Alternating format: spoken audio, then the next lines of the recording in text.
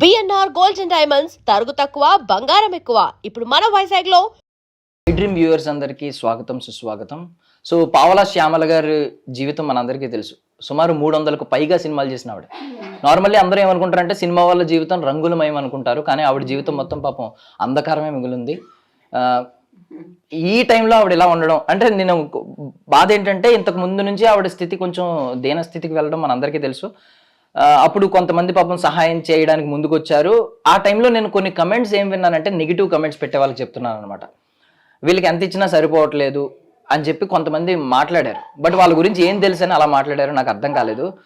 మీరు మొన్న న్యూస్ చూస్తే వాళ్ళిద్దరూ అంటే తల్లి కూతురు కలిసి వాళ్ళ కూతురుతో కలిసి సూసైడ్ అటెంప్ట్ చేశారనమాట. అంటే అంత దీన స్థితికి వాళ్ళు అయితే వెళ్ళిపోయారు. కనీసం బ్రతకాలని కూడా అనిపించలేదు. 300కు పైగా సినిమాలు చేసి మనందరినీ ఆవిడ కామెడీతో ఎంతో అలరించిన ఆవిడ ఈరోజు ఇలాంటి స్థితిలో ఉండడం అంటే ఆవిడని మీరు చూస్తే నిజంగా హృదయం చలించిపోతుంది అనమాట.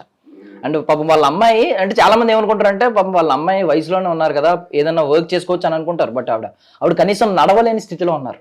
ఆవిడకి సర్జరీలు అయినాయి, మల్టిపుల్ సర్జరీస్. ఇంకా కూడా ఆవిడ కాళ్ళకి సర్జరీ చేయాల్సిన స్థితికి వచ్చారనమాట. వీలైతే సహాయం చేయండి, కానీ ఇలాంటి నెగిటివ్ కమెంట్స్ దయచేసి పెట్టకండి.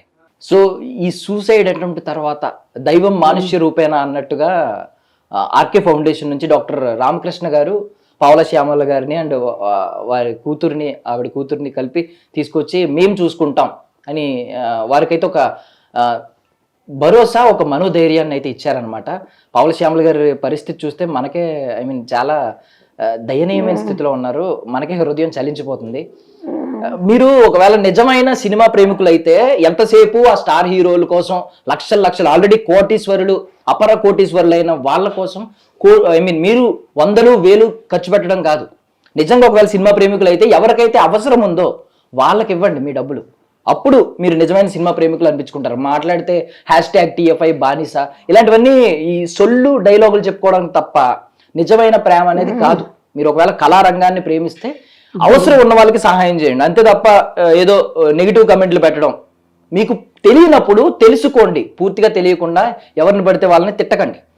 మీరు తిట్లు తీసుకునే పరిస్థితుల్లో కూడా వారు లేరనమాట. సో పావలా శ్యామల గారు చాలా ఆవిడతో మాట్లాడదాం ఒకసారి. అమ్మ ఎలా ఉన్నారు ఇప్పుడు? ఎలా ఉంది మీ ఆరోగ్యం? ఎలా ఉంది?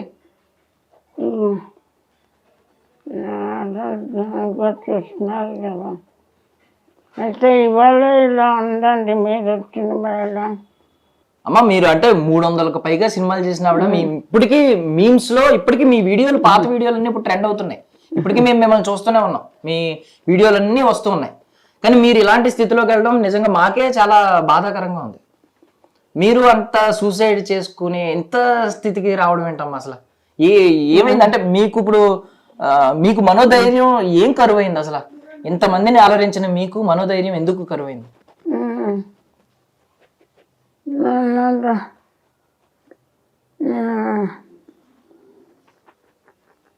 4 ఏళ్ళు అయింది బాబు ఇలా వచ్చి నాకు. అమ్మాయి కూడా అంతే పడిపోయింది. ఇద్దరం ఒక్కసారి అమ్మాయి పడిపోయింది. కాళ్ళకి ఆపరేషన్ చేయించారు. అప్పుడు చాలామంది హెల్ప్ చేశారు. అమ్మాయి కోలుకోకుండానే నాకు ఇలా వచ్చింది.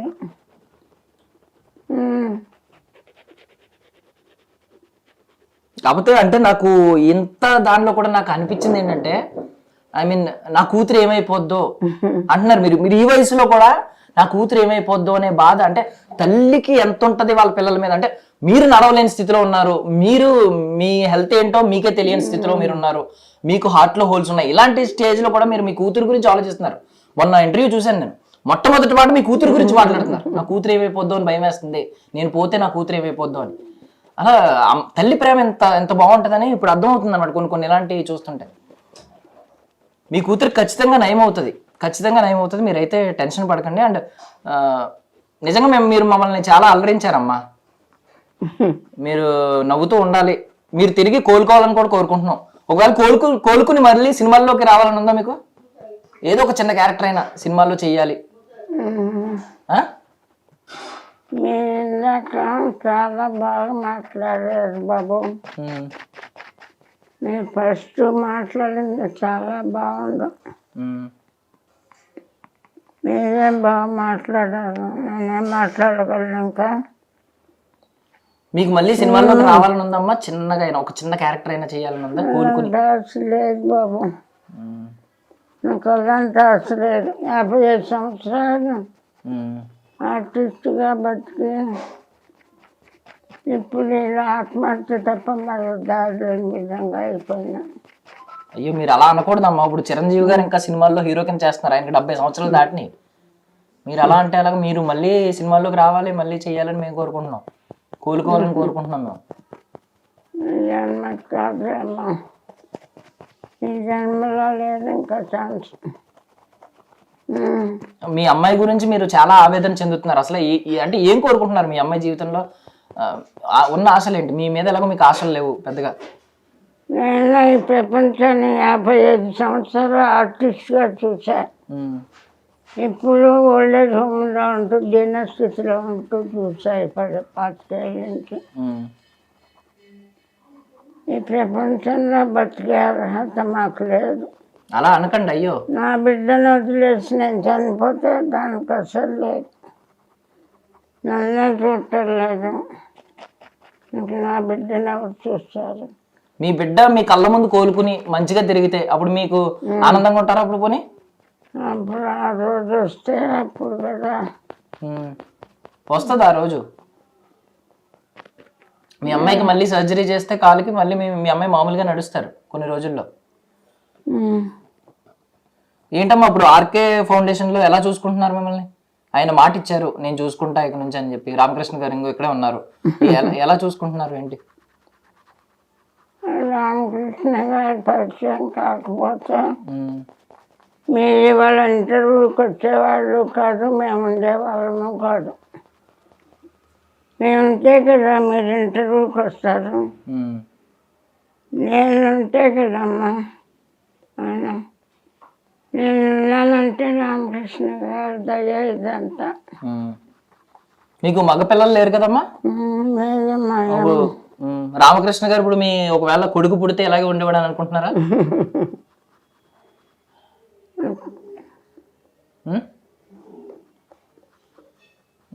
మీకు అబ్బాయి లేడు ఆయన అంటున్నాడు, మా అమ్మాయి అని అంటున్నారు ఆయన. ఆయన కూడా ఆయన తల్లిని కోల్పోయారు, మీలో ఆయన తల్లిని చూసుకుంటున్నారు ఆయన. అప్పుడు నేను కూడా కోల్పోతున్నాను కూడా.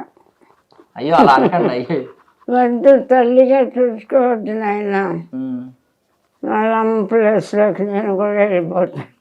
వద్దమ్మా అలా అనకండి. అయ్యో వాళ్ళ దయతో మమ్మల్ని జాలిపడ ఒక ఆర్టిస్ట్ ఇలా అయిపోయింది, మనం కూడా కాపాడకపోతే ఈ ఫౌండేషన్ ఎందుకు నేను ఎందుకు అనుకొని ఉంటారు. శ్యామల గారు మంచి ఆర్టిస్ట్గా పేరు తెచ్చుకున్నారు. తల్లి కూతురు నిస్సహాయ స్థితిలో బతకలేమనుకొని చచ్చిపోవాలనుకుంటున్నారు. వాళ్ళని బ్రతికించకుండా వాళ్ళు అలా వదిలేస్తే ఇంకా నేను ఫౌండేషన్ పెట్టుకుని లాభం. ఇలాంటి వాళ్ళని కాపాడటానికి కదా నేను ఫౌండేషన్ పెట్టుకుంది అని అనుకుని నేను బిడ్డను కాపాడాలని నేను అనుకుంటున్నాను. ఆ భాషలో అదే మీరు ఇంకా వాళ్ళని అడిగి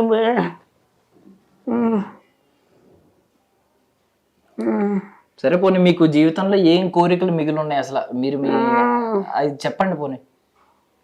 కోరికలు చెప్పేంత గొప్పదాన్ని కాదు, తీర్చేంత గొప్పదాన్ని కాదు. నేను నా బిడ్డను నేను బిజీగా ఉండి పట్టించుకోలే, దాని జీవితాన్ని సెటిల్ చేయలే. తల్లిగా అది నా తప్పు, నన్నే గౌరవంగా చుట్టాల ఎవరు, నా బిడ్డను ఎవరు చూస్తారు? అందుకని నా బిడ్డను మాట్లాడలేకపోతున్నారండి మనం. అమ్మ మీరు రెస్ట్ తీసుకోండి. సో చూసాం కదండి అసలు పావలా శ్యామల గారి పరిస్థితి ఎలా ఉందో. నెగిటివ్ కమెంట్స్ చేసే వాళ్ళకి మళ్ళీ చెప్తున్నా, అంటే నాకు తెలిసి మీరు చూసారండి నెగిటివ్ కమెంట్స్? కొన్ని చూసాయండి, అది కొంచెం బాధాకరం అనిపించింది. ఎందుకంటే వాళ్ళు ఇంకా ప్రపంచంతో సంబంధం లేదు, మేము అన్ని విధాలుగా డౌన్ అయిపోయామని చనిపోయే కండిషన్లో చనిపోవడానికి వెళ్ళిన వాళ్ళు. సో ఇప్పుడు అలా నెగిటివ్ కామెంట్స్ ఇవ్వడం కొంచెం బాధగానే అనిపించింది. బట్ ఒక్కొక్కరు మెంటాలిటీ ఒకలా ఉంటుంది, మనం ఎవరిని క్రిటిసైజ్ చేయలేం. బట్ జెన్యున్గా అక్కడ చూస్తూ ఉన్నాను కాబట్టి నేను వాళ్ళు ఏ కండిషన్లో వచ్చారు, మేము ఇంకా బతకడం వేస్ట్ అనే కండిషన్లో వచ్చారు. ఆల్మోస్ట్ ఒక 5 days 6 days ట్రీట్మెంట్ తీసుకుంటే తప్ప మాట్లాడే కండిషన్ కూడా రాలేదు. సో ఆ కండిషన్ నుంచి మళ్ళీ ఇప్పుడు 1 weekగా మాట్లాడే కండిషన్కి వచ్చారు, అంతకుముందు మాట్లాడే కండిషన్ లేదు. పెయిన్ఫుల్ సిచ్యువేషన్లో నెగిటివ్ కామెంట్స్ని తీసుకొని ఎవరికైనా పెయిన్గానే ఉంటుంది. నా request, possible please avoid negative comments. వీలైతే ఒక మంచి గురించి గుడ్ స్ప్రెడ్ చేద్దాం, ఎందుకంటే ప్రతి వ్యక్తిలో పాజిటివ్ నెగిటివ్ రెండూ ఉంటాయి.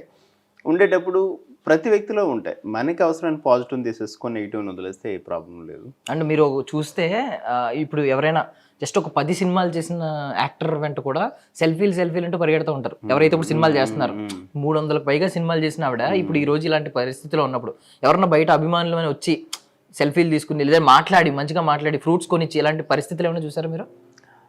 ఒక పర్సన్ డైరెక్టర్ గారని ఒక ఆయన వచ్చారు, టీవీ సీరియల్ ఆర్టిస్ట్, ఫ్రూట్స్ ఇప్పించారు పేషెంట్స్కి. జస్ట్ ఒక పర్సన్ డైరెక్టర్ వచ్చారు. నేను అనింది అభిమానుల గురించి, ఎవరైనా వచ్చి అభిమానం, మేము సినిమా అభిమానులు పాపం ఇక్కడ ఉన్నారంట కదా అని తెలిసి వచ్చి. అలా ఎవరు రాలేదు. అంటే బేసికల్లీ ఏంటంటే నేను TFI బానిసలు, కట్టు బానిసలు అని చెప్పుకునే వాళ్ళకి చెప్తున్నాను, ఎవరైతే అప్పుడు సినిమాలు చేస్తున్నారో వాళ్ళ వెంట వెళ్ళిపోయి సెల్ఫీల కోసం పరిగెట్టి, మొన్న చూసాం స్టాంపేడ్ కూడా చూసాం, ఎక్కడ మన పుష్ప 2 సినిమాకి ఒక ఫ్యామిలీ మొత్తం లాస్ అయిపోయింది. సో ఇలాంటి పరిస్థితులు, సినిమా కోసం కొట్టుకోవడం, లేదంటే సినిమా స్టార్ ఎవరొకరు కనిపిస్తే పరుగులెట్టడం, అంటే ఎవరైతే అప్పుడు లీడింగ్లో ఉన్నారో వాళ్ళు వెంట పడతారు. కానీ వాళ్ళు ఎప్పుడైతే ఇలాంటి స్థితిలోకి వెళ్ళిపోయారో, ఆవిడేం తక్కువ సినిమాలు చేసినప్పుడు కాదు, 300కు పైగా సినిమాలు చేసిన ఆవిడ. అంటే ఆవిడ పొజిషన్ ఎలా ఉంటుంది, నేను కూడా ఈ కమెంట్స్ నిజంగా అనుకుని కొన్ని నమ్మానండి. అంటే నిజంగానే వీళ్ళ పరిస్థితి బాగున్నా, ఒకవేళ ఈ ధనం అనేది తీరని దాహం కదా, ఈ ధనదాహం తీరక కొంచెం ఆవిడ ఇంకా వెయిట్ చేస్తుంది, ఇంకా డబ్బుల కోసం అలా అడుగుతున్నారేమో అని నేను అనుకున్నా.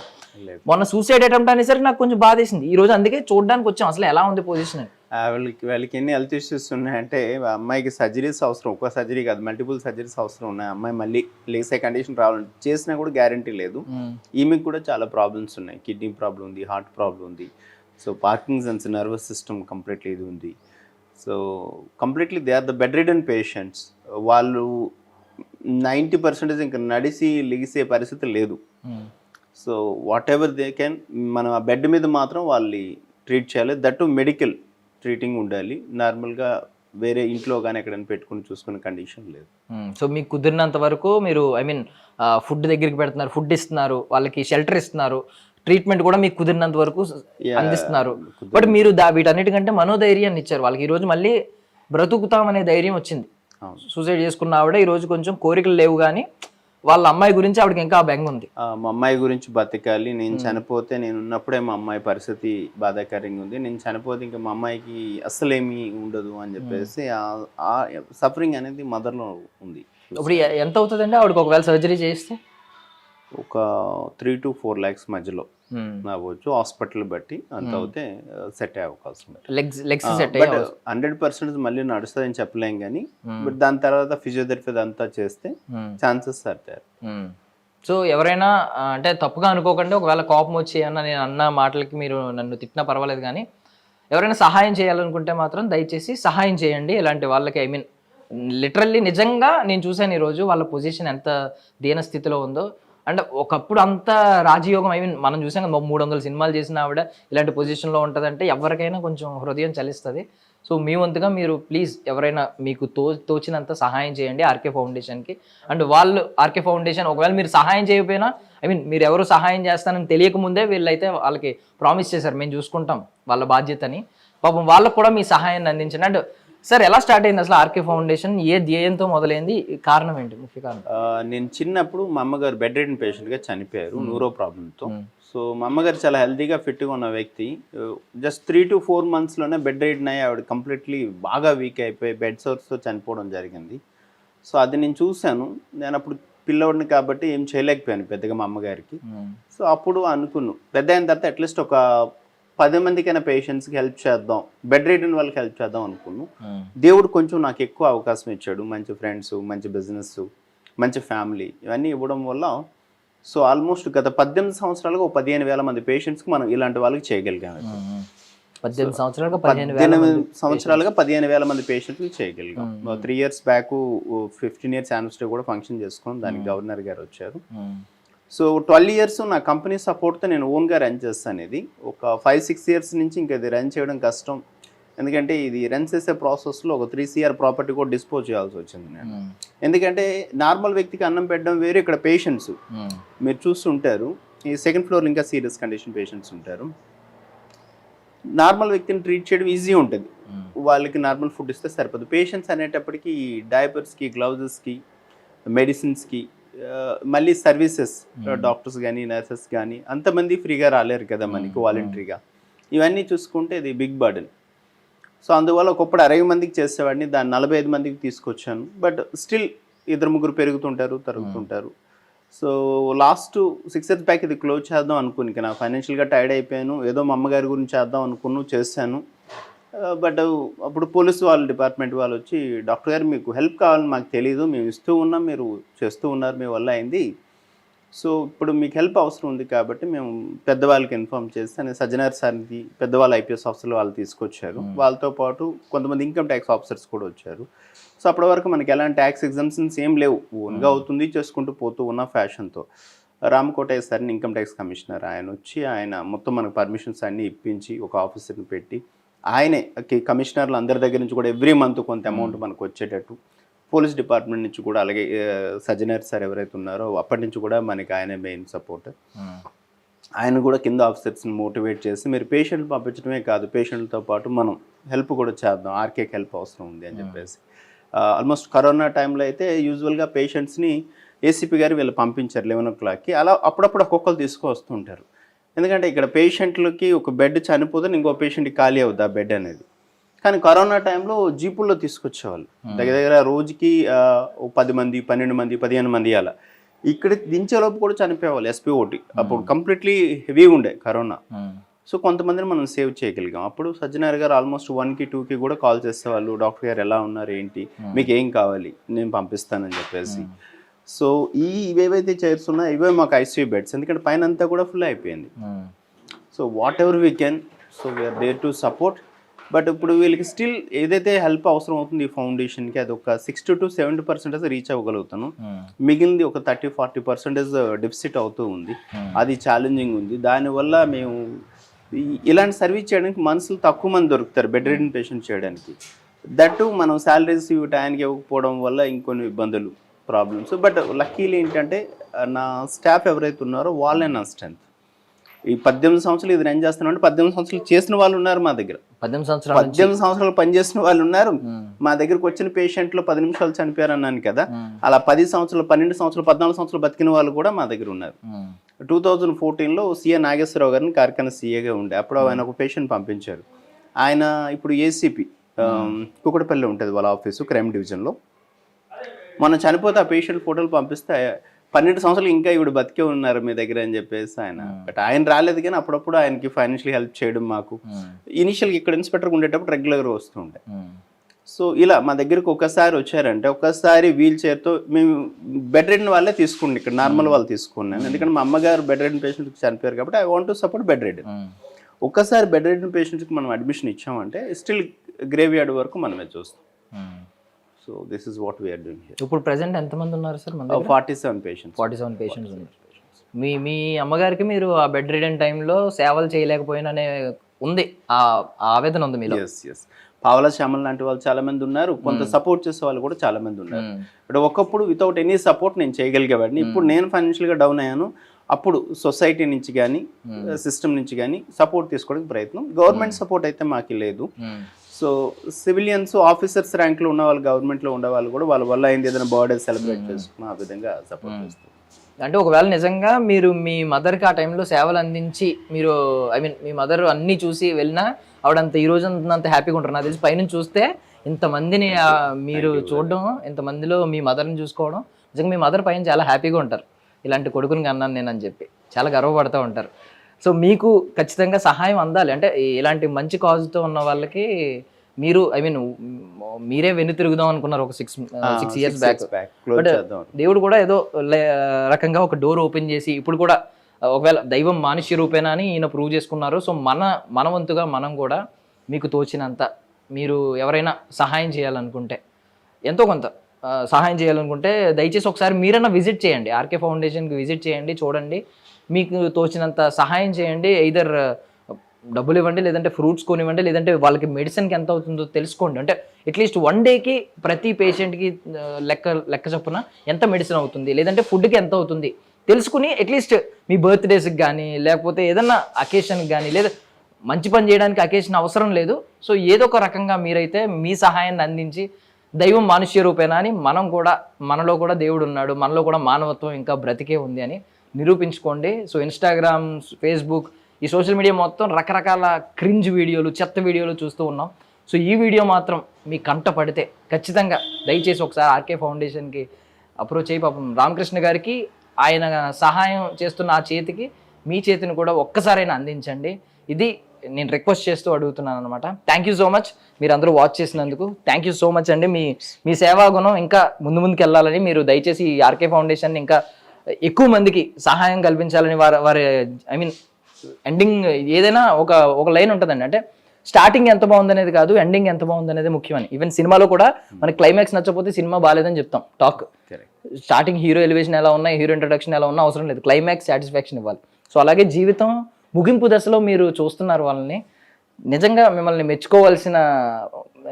ప్రతి ఒక్కరు మెచ్చుకోవాల్సిన పని మీరు చేస్తున్నారు కాబట్టి ఖచ్చితంగా మీకు సహాయం అందాలని నేను మనస్ఫూర్తిగా కోరుకుంటున్నానండి. సో రామకృష్ణ గారు మీరేమన్నారంటే బెడ్ రిడెన్ పేషెంట్స్ అందరినీ నేను చూసుకుంటాను అని అన్నారు. సో నాకు ఈ పేషెంట్ ఒక్కడిని చూసినప్పుడు కొంచెం డౌట్ వచ్చింది. అంటే మిగిలిన వాళ్ళందరూ పాపం బెడ్ రిడెన్, వాళ్ళకి పాపం యూరినరీ ప్యాకెట్స్ కూడా ఉన్నాయి, బ్యాగ్స్ అవి ఉన్నాయి. బట్ ఈవిడ కొంచెం నడవగలిగిన స్థితిలో ఉన్నారు, యంగ్ గా ఉన్నారు. సో ఈవిడ ఏంటి పొజిషన్ ఏంటి, ఈవిడని ఎందుకు? యూజువల్గా ఈవిడ 4 years back Secunderabad railway station దగ్గర డే అండ్ నైట్ ఉండిపోయారు ఒక 3 days. 3 days ఉండిపోతే అక్కడ సివిలియన్స్ తీసుకొచ్చారు. తీసుకొచ్చాక మనం కొంచెం యంగ్గా ఉన్నారు కదా అని లోకల్ పోలీసులకు మనం ఆల్రెడీ ఈవిడ గురించి ఇన్ఫార్మ్ చేయడం జరిగింది. అప్పటి నుంచి కూడా ఈవిడ గురించి ఏంటంటే ఏం మాట్లాడుతుందో ఆమెకే తెలియట్లేదు. గుజరాత్ అంటారు, మళ్ళీ ఎక్కడో కరీంనగర్ అంటారు, డిఫరెంట్ పోలీస్ ఆఫీసర్స్ వచ్చి చాలాసార్లు ఆవిడతో కౌన్సిలింగ్ చేసి మాట్లాడి చూసారు. ఎందుకంటే మిగిలిన వాళ్ళు బెడ్ రిడెన్ వాళ్ళు వెళ్ళే పరిస్థితి లేదు, వెళ్ళలేరు. కాబట్టి ఈవిడ కొంచెం ఏజ్లో ఉన్నారు కాబట్టి వాళ్ళ ఫ్యామిలీని ఎవరైనా గుర్తుపట్టి వెళ్ళిపోగలిగితే సో ఈమెకి హెల్ప్ అవుద్ది, వాళ్ళకి హెల్ప్ అవుద్ది. సో ఒక్కసారి ఈవిడ గురించి సో మేబీ ఆవిడ పాస్ట్ మనకు తెలియదు కానీ ఏదో ఆ ట్రామా వల్ల ఏదో డిస్టర్బ్ అయ్యారు మెంటల్లీ, దానివల్ల సరిగ్గా చెప్పలేకపోతున్నారు ఆవిడ ఏంటని. True, that is. సో అంత్యక్రియల వరకు చూసుకుంటాను ముగింపు దశలో ఆయన అన్నారు. మాట వరుస కన్నా మాట కాదు. ఇదిగోండి ఇక్కడ ఫ్రీజర్ ఉందన్నమాట. సార్ ఏంటి ఫ్రీజర్, ఎందుకు అసలు వీళ్ళకి ఫ్రీజర్? మన దగ్గరికి వచ్చే వాళ్ళు పేషెంట్స్ని ఎవరైతే పోలీసులు తీసుకొస్తారో వాళ్ళు ఖచ్చితంగా మనమే క్రిమేషన్ చేయాల్సి ఉంటుంది. కానీ కొంతమంది ఉంటారు, అంటే మన దగ్గర ఉన్న పేషెంట్స్లో 50% వాళ్ళ పేరెంట్స్ ఉన్న వాళ్ళే. అందులో ఒక ఆయన అయితే రాజమౌళి అని చెప్పేసి ఒకప్పుడు బాగా బతికిన వ్యక్తి, 2 కొడుకులు కూడా ఉన్నారు ఆయనకి. ఒక 2 కోట్ల ఆస్తి 2 కొడుకులకి ఇచ్చేసిన తర్వాత వాళ్ళు చూడడానికి రాక చాలా సంవత్సరాలు అయింది. సో ఇలాంటి వాళ్ళు ఏంటంటే ఎప్పుడైనా చనిపోయినప్పుడు ఒక 2 days మేము బాడీని పెట్టి వాళ్ళకి కాల్ చేస్తాం. సో ఇలా చనిపోయారు, సో మీరు లాస్ట్ విష్గా వచ్చి చూసి తీసుకెళ్ళండి బాడీని అని చెప్పేసి. సో కొంతమంది వస్తారు, కొంతమంది రారు. బట్ కొంతమంది వచ్చేటప్పుడు మాకు హెల్ప్ కూడా చేస్తారు, సో ఫైనాన్షియల్గా కానీ ఏదైనా. సో దానికోసం ఇది ఎక్కడైనా ఉండేవాళ్ళు వచ్చేలోపు సో మేము ఈవెన్ పోలీస్ వాళ్ళ ద్వారా వచ్చే వాళ్ళకి కూడా ఇన్ఫార్మ్ చేస్తాం, ఫైనల్గా దొరుకుతారేమో చూడండి, ఎవరైనా ట్రేస్ అవుట్ అవుతారేమో, మనం బాడీని హ్యాండ్ ఓవర్ చేద్దామని. సో కొన్నిసార్లు అవుద్ది, కొన్నిసార్లు కాదు. సో ఒకసారి వీల్ చైర్ మీద ఒక పేషెంట్ వచ్చారంటే సో ఎండ్ టు ఎండ్ మనం ఇక్కడ. పావలా శ్యామల గారికి ఎవరైనా బికాజ్ ఆవిడ 300 పైగా సినిమాలు చేశారు కాబట్టి సినీ ఇండస్ట్రీ నుంచి ఎవరైనా ఇక్కడికి వచ్చి ఒకసారి ఆవిడ కండిషన్ చూసి ఎంతో కొంత సహాయం చేస్తే బాగుండు అని మీకు ఏమైనా అనిపించిందా? కరెక్ట్, ఎందుకంటే ఖచ్చితంగా దే ఆర్ డిజర్వ్. చాలా బాగా బతికిన వ్యక్తి, ఒకప్పుడు చాలా సినిమాలు చేసిన వ్యక్తి. సో వాళ్ళు ఏంటంటే ఇక్కడికి వచ్చిన తర్వాత వాళ్ళకి అర్థమైంది ఏంటంటే మేమే కాదు ఇక్కడ చాలామంది పేషెంట్స్ ఉన్నారు అని. ఇంతకుముందు వాళ్ళు ఉన్న సెంటర్లో డబ్బులు కట్టాల్సి వచ్చేదంట వాళ్ళకి.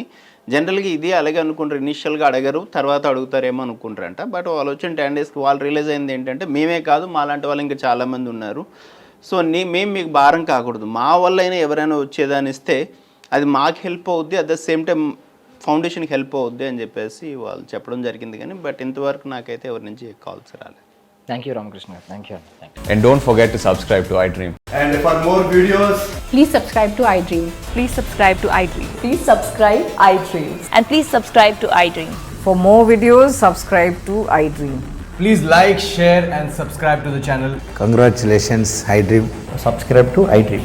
Subscribe to iDream. So subscribe to iDream Media.